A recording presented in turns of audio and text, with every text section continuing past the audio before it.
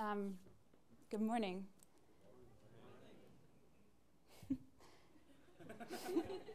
It's just so good to sit and see so many people that have meant so much.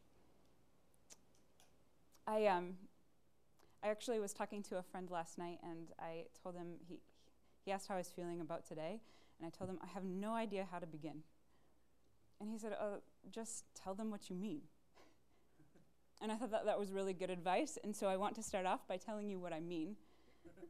And what I mean is that I feel so thankful and so joyful to be in this community this morning. For people that, I don't know everyone here, but I have gotten to hear some of your stories in class, and some while we're getting coffee in the lounge, and some while we're getting coffee in here. And I am thankful for the stories that you have told me about what the gospel looks like where you are, what the gospel looks like in Georgia, and what the gospel looks like in Kyrgyzstan and in Kenya, what the gospel looks like when you're 20 and when you're 40 and when you're 60 and when you have a little one. I'm so thankful for that. And so I think that the most that I can do is just this morning to tell what the gospel has looked like in my own life. And so that's what I hope to do, just to tell gospel. And one of my favorite authors, Friedrich Buechner, says that the gospel, before the gospel is ever a word, it is silence. It is life with the sound turned off.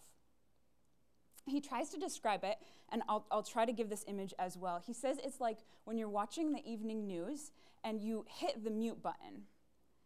And maybe the refrigerator stops running and the shower stops humming, and maybe there's just a child murmuring.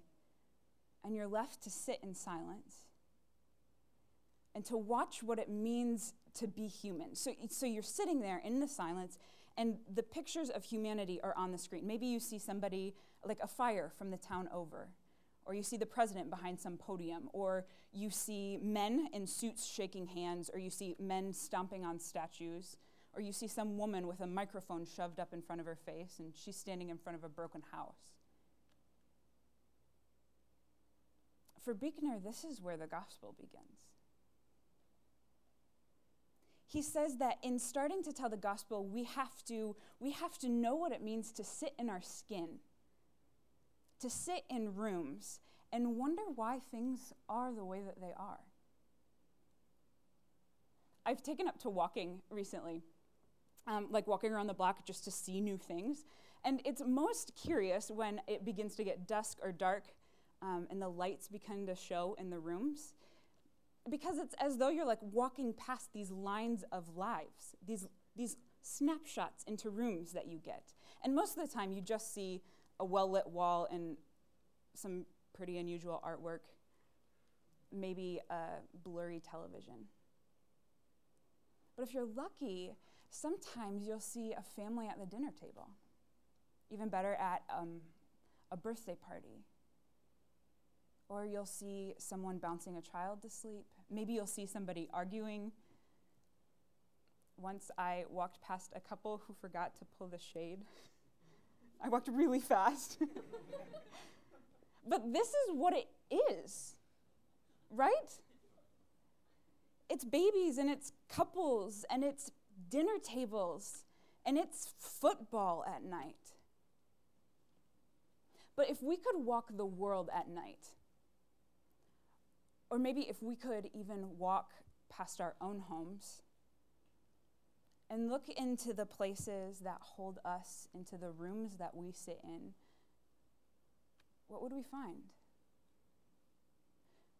Sure, I mean, I think that we might find dinner tables, and I hope we'd find birthday parties. But we might also see a room where someone lays in a hospice bed, and the room right next door where his son tries to swallow a meal.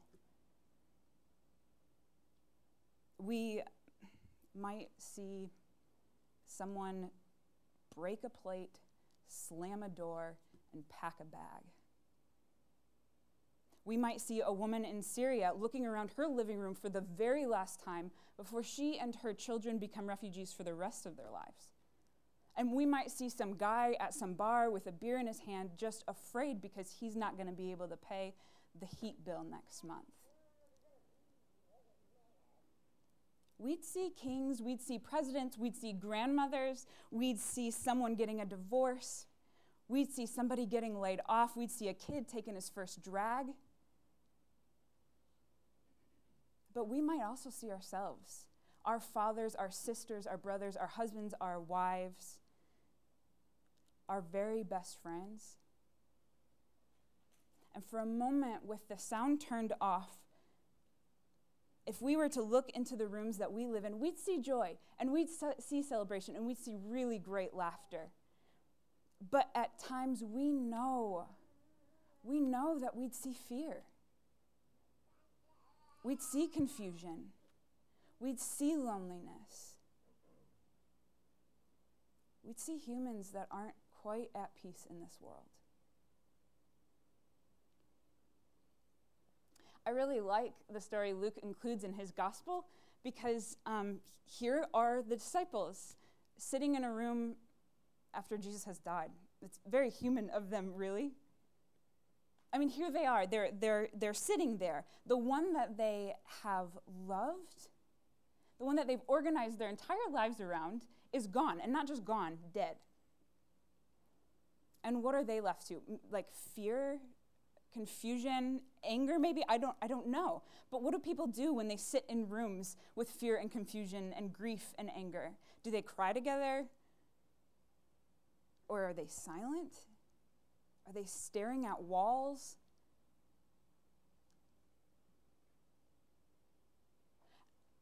And before we go ahead and think that these disciples are just like characters in some comic, like we have to remember about the fish. They're boiled. So somebody had to get them. What did it look like to have that conversation? Like, who decided who they were going to send into those same streets that took their Jesus? Maybe the youngest one, the one that was least recognizable?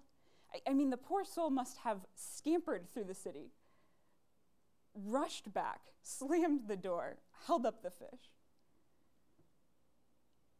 And the dear woman who boiled the gray things, what was she thinking while she watched them cook? What rooms we live in.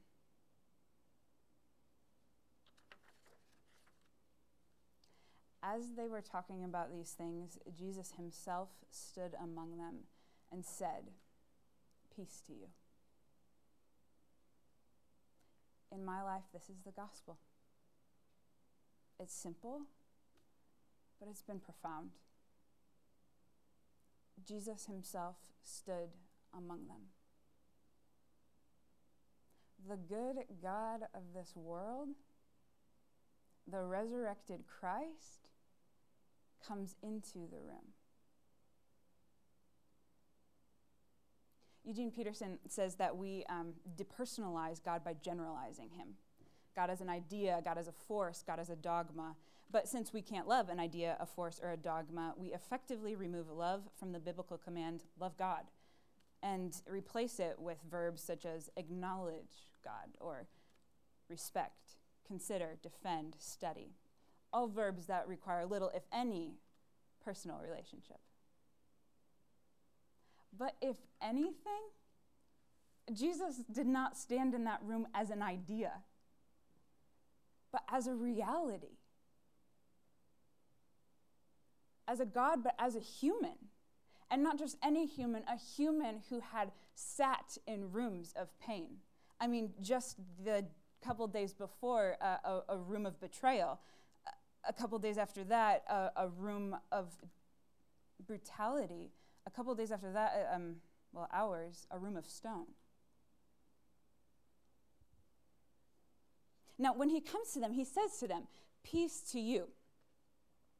Which is good, because in the middle of their situation, peace is exactly what they need. But I've begun to wonder about this phrase, peace with you.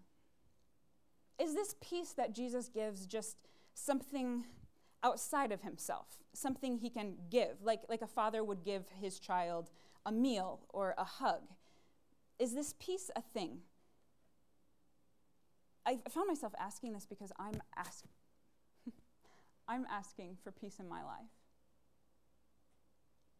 And what I'm doing is I'm praying, I'm asking for comfort or goodness or for just things to be okay.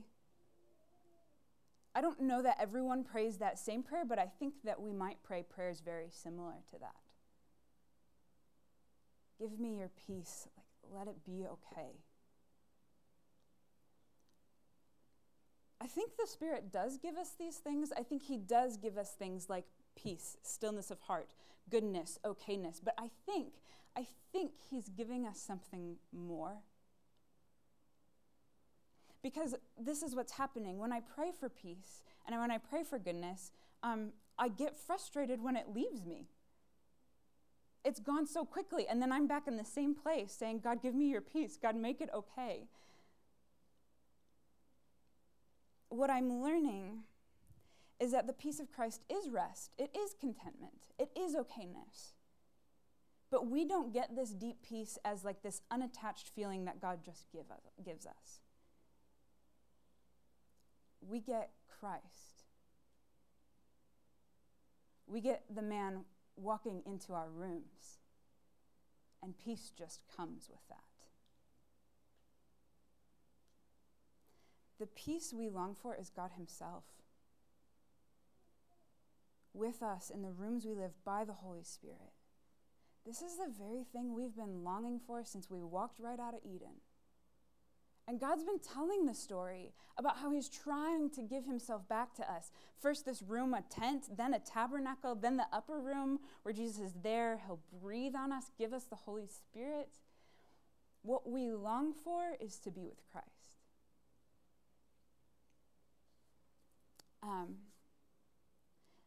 I think in telling the story of how the gospel fits on me, it's tricky. I've been like wrestling I don't know, I was about to say that. I really was going to say wrestling my wings. I've been wrestling my wings in this. I've been trying to figure it out because I'm not quite sure how to tell a story that is one that like isn't solved or isn't finished. The room that I sit in, I'm still learning how to sit in it. And I'd love to say that it was like something that happened, but it's still happening, and it might actually happen this room next weekend after Thanksgiving or 6 months from now.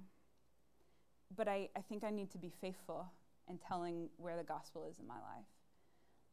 The room that I'm working through right now is just that the Lord has placed me in a season where I'm living as a single person. I don't think I looked for that. I don't think I necessarily really wanted that. Many days, and I know that everybody has their own room, but my room looks like, whether the sound is turned on or the sound is turned off, it sounds the same. It's just quiet. It's like Saturday mornings, I want to wake up and I want somebody to be in the room.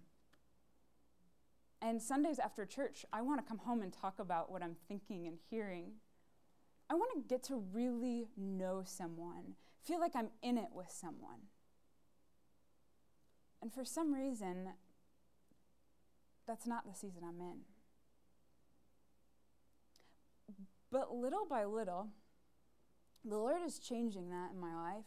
Not the part about being single right now. But all of a sudden, I felt like the Spirit was kind of saying, like, I am here to eat this meal with you. I am here to wake up with you. I am here to talk about church with you. Let's talk church. I had this experience last spring. It was at Easter Vigil. Well, it was the day after Easter Vigil. I'm a part of Church of the Resurrection, and so I was at the vigil, and it was a wonderful service. There was a part near the end where they have this like banner of the resurrected Christ, and it like comes down from the ceiling, and like it's this icon, and there's like triumph, and there's celebration, and it's wonderful. And I was there, and I was celebrating, and it was wonderful. And then I left. It wasn't until the next morning, though, when I was driving home. I'm on 94 heading back to Michigan to be with my family, and it starts pouring, And nothing happened, except that the Spirit, for this moment, brought this resurrected Christ right back in front of my eyes. And I started weeping, because in that moment, the Spirit had just shown me that the very place that was the place of pain in my life, the very place that goes the deepest, Christ has been there. And if he can go to the deepest place in my life, then he can go to any place in my life. And second, that the very place that was the pain in my life had been the very place where he was pouring like bowls full of his grace into my world. That my deep need was the place that he was filling with deep intimacy. That the very thing that was broken was the thing that was carrying God's presence. I think this is gospel. The gospel thing about all of this is that Jesus uses the rooms of restlessness, of emptiness, of not okayness, whatever it is in our lives, and it is the very stuff of resurrection. The very fish that's earlier boiled in this place of anguish, fear, grief, is the very stuff that Jesus uses to prove resurrection. The very stuff that says, hey, this is a miracle. And it's the same thing in our lives too. He takes the substance of defeat and turns it into the place where his glory and his mystery and his beauty is shown. It doesn't happen all the time in my life, but it's happening. We may say, yes, Jesus is alive. Jesus is alive indeed. But friends, I am fearing that we hear it and say it so often that we are desensitized to the great miracle of this. Our theology of resurrection cannot be one that sits on the shelf. We cannot think it too hard, too difficult, too unreasonable for Christ. It is hard. It is so hard to sit in the rooms that we do with our families and our friends and ourselves. It is hard. And it feels impossible to think that perhaps resurrection can happen in those places. But he has caused Christ to rise from the dead.